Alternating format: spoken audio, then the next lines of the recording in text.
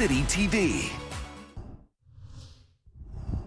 Enjoy it. Really enjoy it because, as you know, it's taken 3 decades. It doesn't happen that often. Hockey fans in Alberta celebrating after the Calgary Flames and Edmonton Oilers will meet in the playoffs for the first time in 31 years.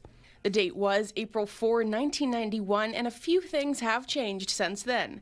Al Dewar was mayor of Calgary, Jan Reimer mayor of Edmonton, and Dodd Getty was premier of Alberta. Coming Out of the Dark was the #1 song,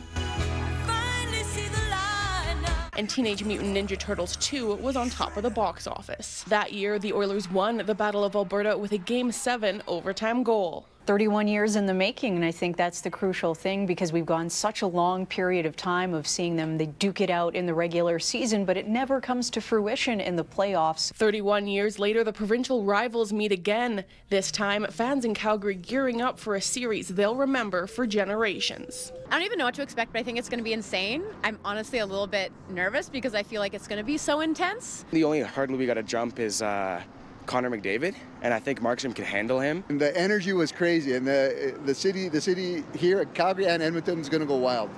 It's going to be a lot of fun.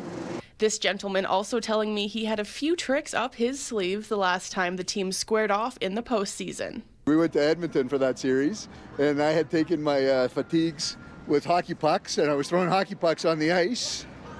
Stuck in the middle of this provincial rivalry, the city of Red Deer, out in no man's land without a horse in the race. After the Flames clinched the series, they tweeted, "City of Red Deer, how are you feeling, friends?" With Red Deer responding, acknowledging that they are at the crossroads of the largest provincial rivalry in 3 decades. Regardless of which team they've got, hockey fans recognizing that Albertans deserve this series. But this is something the province needs. This is something both cities need. Just think of everything that we've been through the past 2.5 years.